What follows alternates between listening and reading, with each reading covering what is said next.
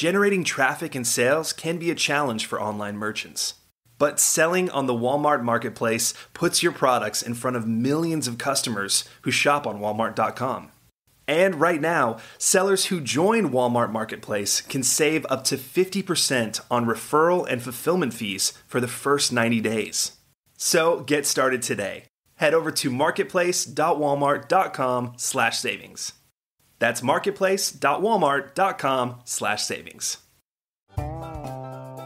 Welcome to E-Commerce Conversations, a podcast by Practical E-Commerce. What is going on, Internet? Eric Van Holt's back again with another amazing e-commerce conversations. Hope all is well on the other side of the Internet. On the other side of the Internet from me is Mr. Sean McGinnis. Welcome back to the show, man. How's it going? Going great, Eric. How you been? Doing well. By the time people listen to this, Happy New Year to you. Yeah, same. If you're a longtime listener to the show, you know Sean's been on before, but in a different role. He is now the president of Kuru Footwear. Congratulations on that, as of a couple weeks ago, right? Yeah, thanks very much. Yeah, man. And we talk from time to time, probably in Twitter DM. And, one thing that you were talking about on Twitter was going into bricks and mortar. Was that something that you guys attempted, or is it still on the parking lot? Yeah, it's still on the roadmap, and it's not something that we plan to get done in this next fiscal year or calendar year. We believe that we still have some growth in front of us without pursuing that. But my personal plan is that come budget time for 2023, I'll put some money in for 2023 with the goal of opening our first retail store probably in 2024.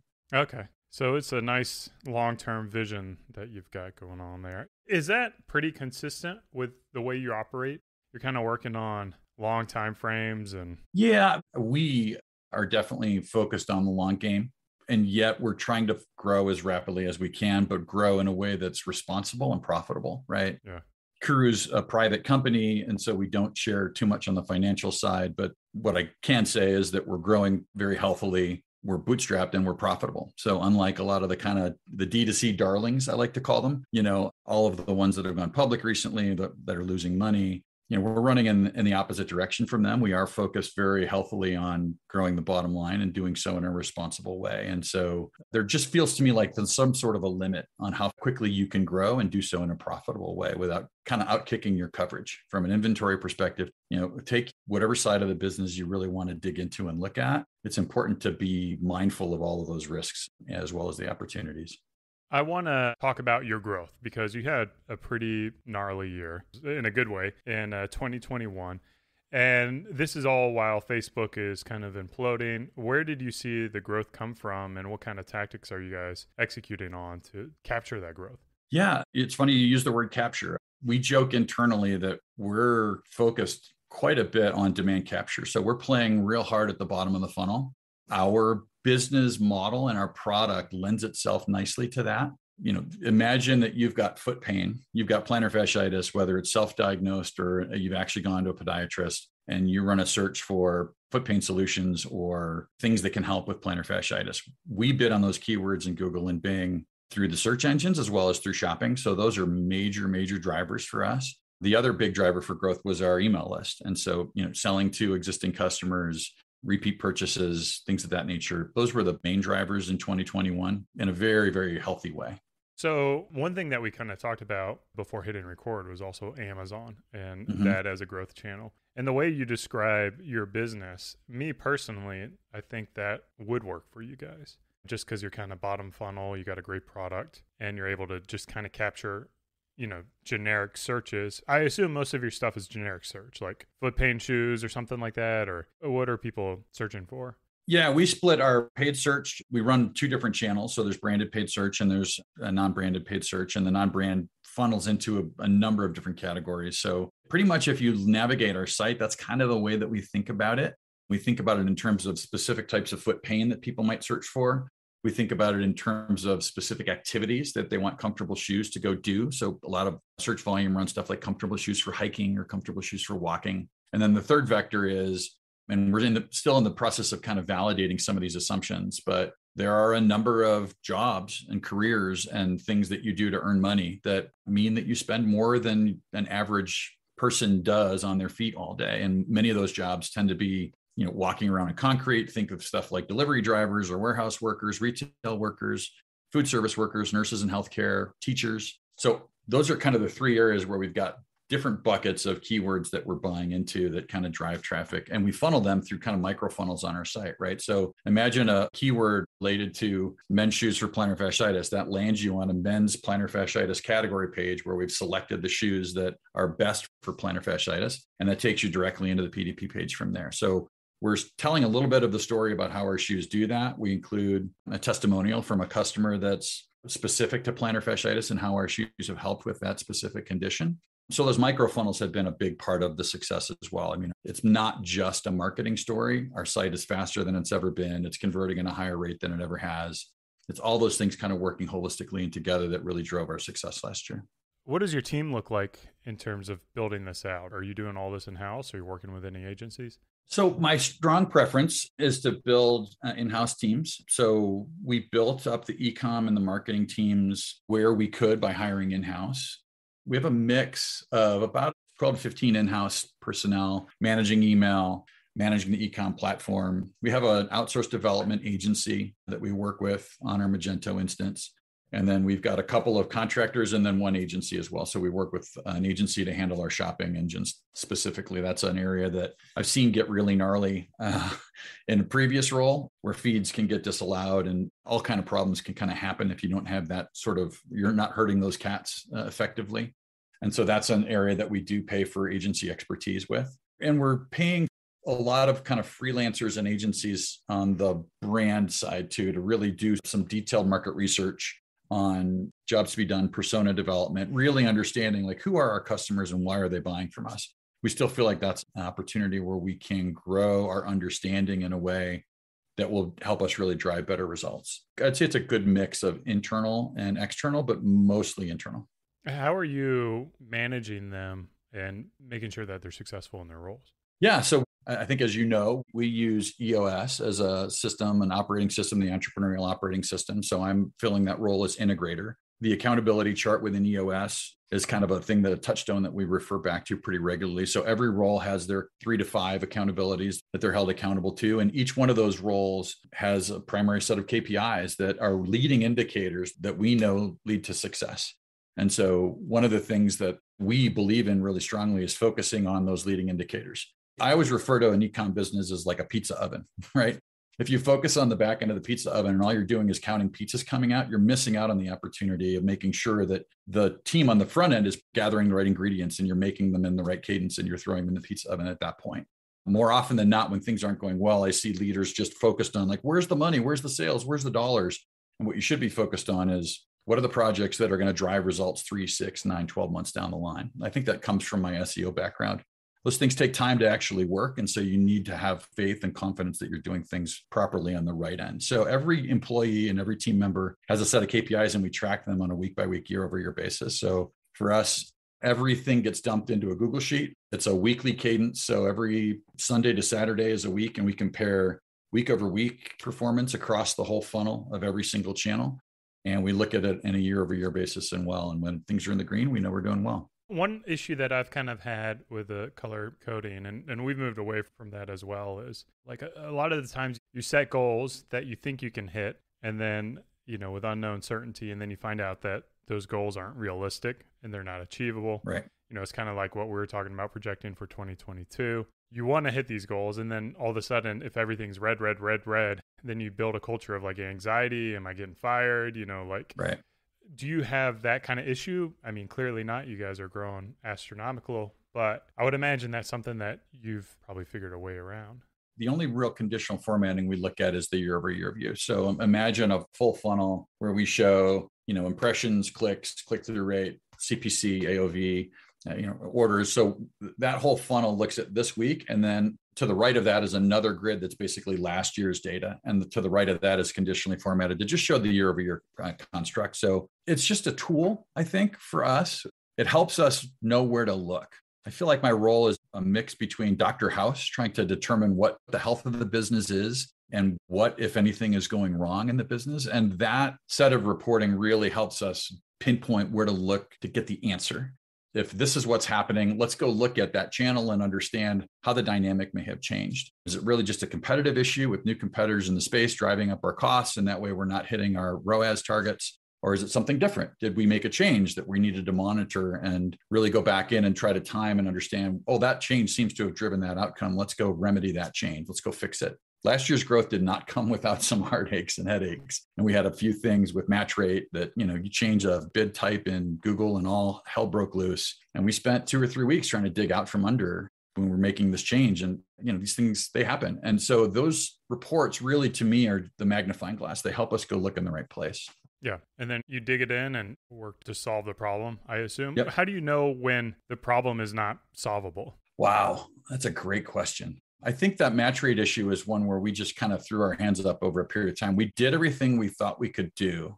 The actual issue was we were implementing a new data stack. And for some reason, some of the orders were not flowing into the Google Ads platform. And so we were missing some attribution. And so it wasn't spending into the way that it had historically. And we understood it to be a match rate issue. We kind of beat our head against the wall. We went in and reverted the code. We went in and tried to change things. We tried to fix things. And the match rate really never did get back to kind of where it was. So it's a little bit off historically of where it's been. And so that's like, you do what you can over the period of a couple of weeks. And if you've got smart people working on it, you put together a plan for trying to diagnose clearly and cleanly what happened, right? The dev team went in and made some changes, and that seems to have resolved itself, but it's still not quite back to where it was, if that makes any sense.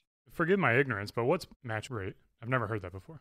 Oh, so it's a difference between what Google Analytics is seeing and what Google Ads platform is seeing. So when you look at those conversions, a lot of times they're off a little bit because of the way that they're counting things. And so what happened was we made a change to push live this tracking capability with our new part of our data stack. And over a period of about a week, we saw paid search traffic and revenue start to decline. And so we traced it back to that event. And it slowly, the match rate was getting worse and worse. So Google Analytics was still seeing the conversions, but Google Ads was not. And so it wasn't spending in because it didn't see the return on that investment, right? We were bidding on a TROAS model in that environment. So it created some kind of technical glitch. I hate that word. It doesn't really explain very much. And we worked the problem for 2 to 3 weeks without getting a really clean understanding and a great solution to it. So I guess the solution is to no longer bid based on return on ad spend, or? That's one of the things we tried. we tried a whole number of things. It did get back to close to where it was, but it didn't quite get to the same spot. And so it's a marriage of these decisions around what was more important. We had invested a good bit of dollars in this tech stack. We know we needed to implement that to better understand what was happening on the site and where our customers were coming from and who they were. And so we fixed it as well as we could. And then we went back and re-implemented after turning that piece back off. And so we turned it on, it kind of kludged things up. We turned it off, tried to diagnose what was happening. We seem to have resolved about 85% of the decline. And then we turned the new tech stack back on. So 2021 has been painful for Beard Brand. Facebook ended up being a dog for us. Yeah. And we kind of pulled off the platform. We need to refocus our strategies. If I were to focus on bottom of the funnel, search acquisition, and that's something we've never historically done, where do I even begin? Like, how do I build this platform up to where I can see any kind of profitable growth? For me, there's 2 different schools of thought, especially on even like bidding on your own branded terms, right? You've got this generic brand name that is a really interesting play. You've built an incredible brand and you're using the generic term in the brand name, right? So by virtue of that, your branded search term is going to be probably more expensive than someone called, McGinnis Beards or beard lotion, whatever, anything that's generic, you're suddenly competing in kind of that generic space. But I think the mechanics of it is find a great agency that you can trust to kick things off and pay them as little as you possibly can to get started, unless you've got a growth person in-house who feels like they can manage that. I mean, it's like anything. I think you start small and you kind of build your way up. You've set a target that says, this is what we can tolerate from an MER perspective or a ROAS perspective. That's the way we manage the business. Everything's in kind of a blended rate. And so when we're more successful in our free channels, it empowers us to go spend even more in paid channels to have this kind of holistic growth. And every business kind of runs a little bit differently. But we spend, in terms of revenue, in paid search, about 50% of the paid search revenue comes through our branded channel and 50% comes through our non-brand. but the spend is way different, right? It's like 10x to spend in the non-brand. And so that's just so much more competitive pressure in the non-brand space from everyone that thinks that they've got comfortable shoes trying to compete with us, or we're trying to compete with them, everyone from Amazon to New Balance to Allbirds to you name it. And they're in that space, right? What I did when I got here a couple of years ago was they had been with an agency and I terminated that relationship and hired an in-house person that had paid search experience. And then I hired a former paid search director of mine from a prior life to just restructure the whole account from the ground up. And she came in with her team and built that account structure. And the internal team member did a lot of the kind of ad writing for that. And so within the span of about 5 months, they had everything kind of rebuilt. And it's been constant tweaking and optimizing and looking for new keywords to bid on and maybe a little bit of minor restructures along the way. In my experience, about every 2 years, a restructure can do wonders. It just kind of blank slate it, see what you were missing along the way, or if you really think about it. And getting those outside eyeballs onto the account structure has been really helpful as well. You get this mindset of like, I'm playing small ball and I'm operating and I'm tweaking and I'm doing my thing, and kind of a dramatic restructure historically in both e-com as well as in like lead gen has yielded some really interesting results. How many of these keyword strategies is also linked to your e-commerce website and the landing pages and kind of the funnels you've created? I guess this is a two-part question. What kind of volume do you need to see to build out that funnel? And then how do you know when to build a funnel or not? Yeah, I think we're still figuring that out. It's a good question. The mid-funnel piece, the categories, we didn't really tie that as a strategy to paid search. It just happens to have worked really well for paid search. The initial impetus was much more around how do we think people are going to shop for our product? And what are the things that we think they're going to use it for that will help reinforce the notion that, hey, we get you. We understand your pain point, whatever that pain point may be. And it could be literally be a foot pain. It can be a career. Nurses come in and go, oh my gosh, they've got a specific category dedicated to nursing shoes. They see me, they understand. I feel seen and heard and validated.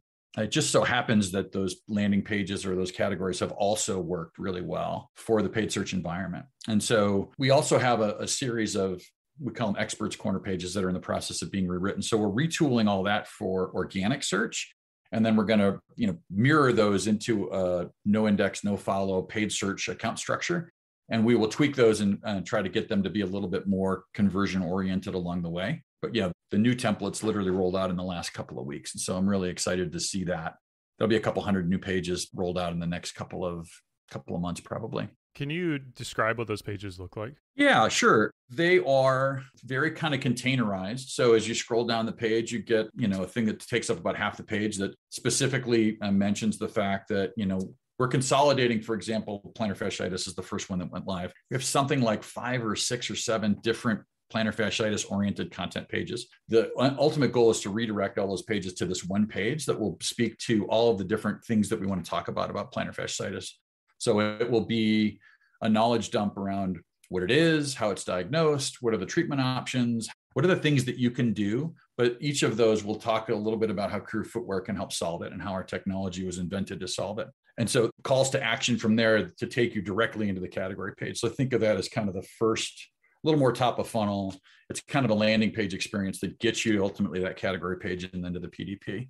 But it will also embed our top selling shoes directly in that page. So we've never done that before. Typically, it's been a 3-step experience. You go from the experts corner of the category to PDP. What we want to do is take, hey, these are our best men's and women's selling shoes, and actually embed them in that so you can buy it straight from the landing page to try and remove a little bit more friction. Is that available on your navigation for your website? Not yet. It will be turned on in the next 3 to 6 weeks, probably. Okay. Once we get the redirects done. And it's not showing up in search at all. We've had 3 or 4 pages published. Yeah, I don't even think of, they're probably indexable. We may have submitted them in Search Console, but the navigation hasn't been redirected yet. Okay. Yeah, it'd be interesting to just kind of look at those and see what they look like and really learn. I think the interesting thing that you guys are fighting with is all the WebMDs, right? Like, how are you going to organically compete with, those health websites that seem to be so prevalent?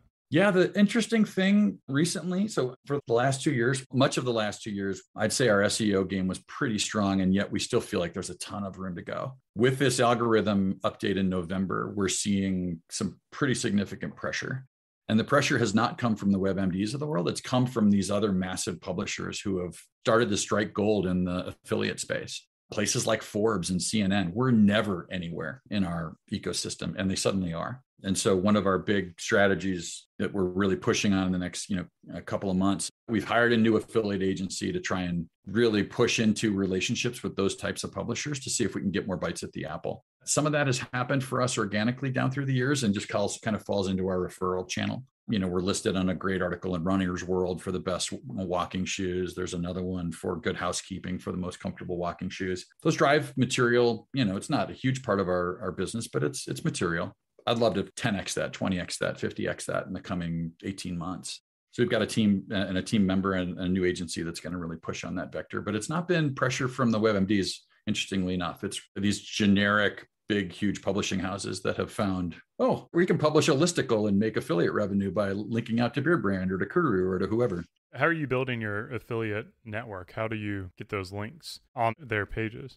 Yeah, that's the big question. We're going to try this with the agency. I've got a short-term contract to see if they can make it happen for us. If they can't, then it's going to be an in-house employee who really gives it the dedicated attention it probably deserves. And it may be something that I have to step into because a title may help. It could be something we pay an EA or an affiliate person. We create a separate email account with my name on it, and they do outreach with my signature line to the publishing houses.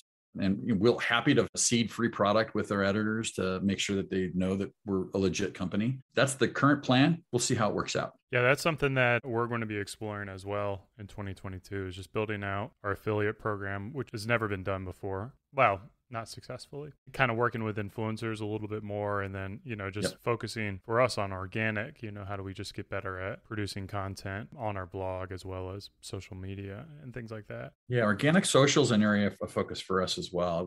It feels like it's been underinvested in, and it feels like there's some real meat there for us to try and go after. And so I'm hopeful that in Q1 we can gain a lot of traction there. Well, I'll tell you, it's hard because you need, it's funny you talked about this with your branded versus non-branded. And I think that the same is kind of true with paid versus organic, in that in organic, you need like 10x the amount of eyes on your content to be able to see a similar amount of return. And maybe it's even more than 10x. So it's just, you have to really produce a lot of remarkable content to be able to see a similar kind of output. Right. What's your kind of like North Star attribution software that you're using? Yeah. So, I'll tell you what we're using today and I'll tell you where we're going. So maybe start with where we're going.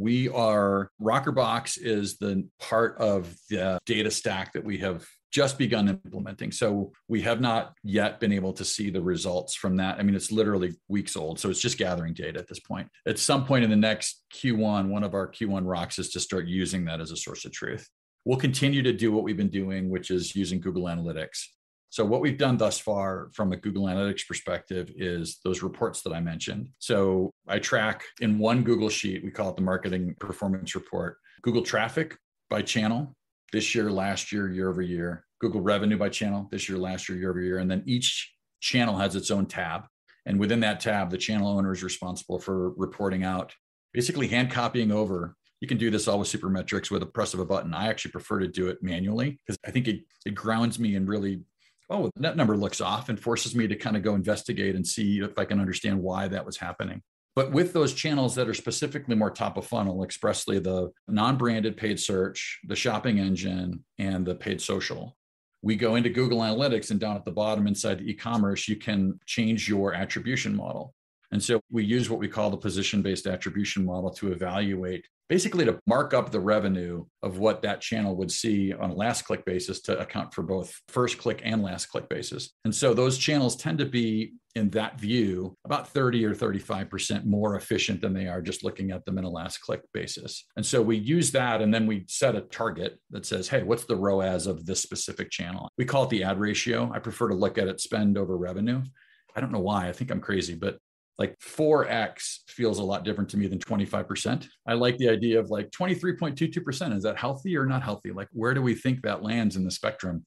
And I think there's something psychological, at least in my brain, of looking at it. And we look at it spend over net revenue. So we assume a consistent return rate, because looking at it over gross revenue, we might drive a lot of top line revenue that happens to return at a weirder rate. And so we try to look at it that way. So Google Analytics is our source of truth, air quote, for now. And we know it's not right, but I frankly don't trust the ad platforms' data. They're incentivized to claim credit for any and everything. And so any, paid social person who only looks at Facebook's reporting, I think is doing themselves a disservice. The same for Google Ads people. Like you get delayed attribution issues, you get all this stuff where they try to lay claim to everything. And that's not super helpful in my mind. Well, I want to kind of echo the marketing efficiency ratio versus return on ad spend. And someone mentioned, it's essentially like whatever that percentage is, it's like your P&L. And if you're running a P&L, it's just really clear. It's like, okay, my ad spend was 25% of my P&L. Yeah. And if that number is like over 1, then obviously your math won't check out or wherever it needs to fit in on your P&L. Yeah, we've had this discussion internally. I started with this discussion more on the marketing side, but it also applies to other parts of the business. And we're actually trying to socialize this a little bit. Generally speaking, digital marketing, you can either be oriented for efficiency or you can be oriented for growth.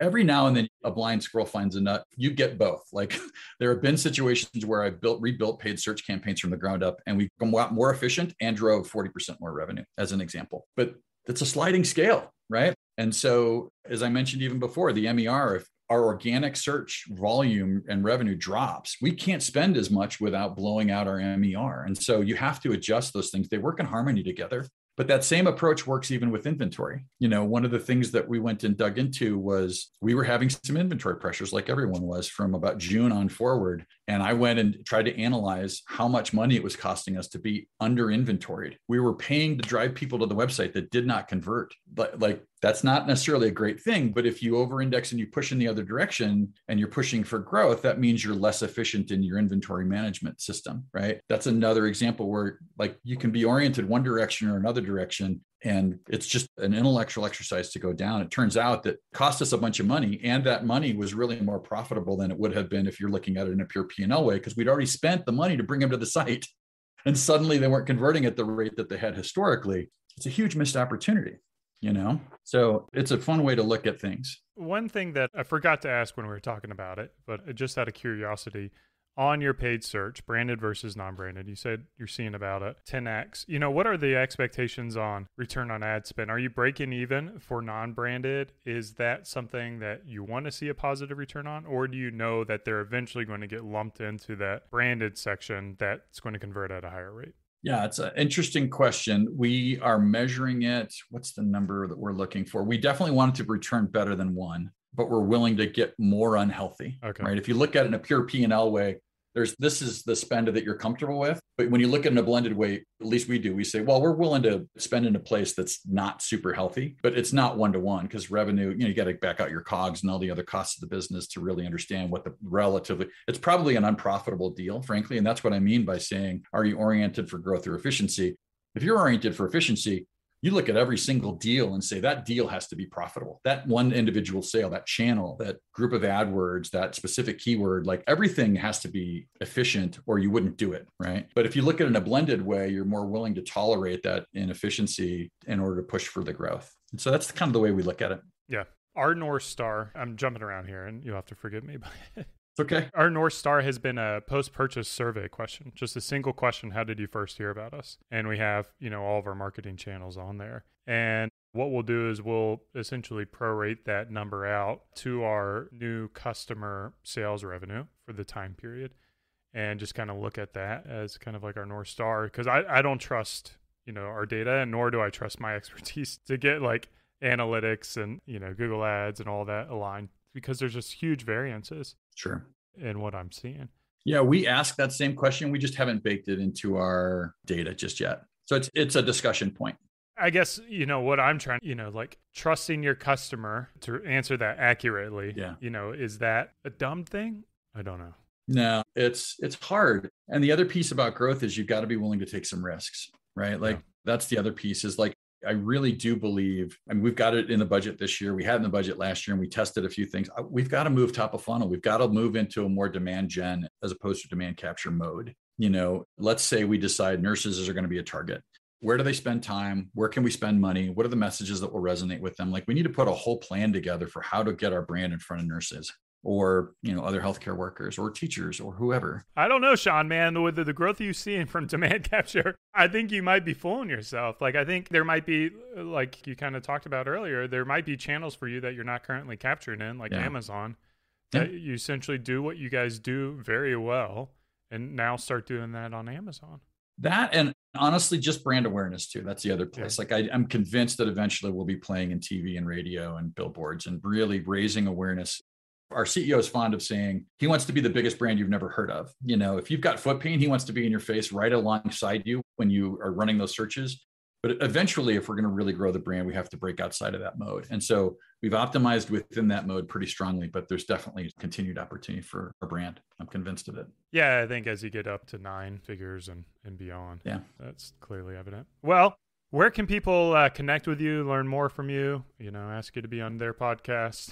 Yeah, sure. I'm on Twitter. Sean McGinnis is the handle. It's SeanMcGinnis, or just whatever link that you'll provide from the e-commerce conversations. Kaz, it's great to talk to you again, man. Yeah. And of course, if you got any kind of foot pain, KuruFootwear.com, right? Yep. We're starting to branch in and find some of the marketing influencers that turns out a lot of those folks have foot pain as well. So shout out to all the folks we've been able to help in the last couple months on that front.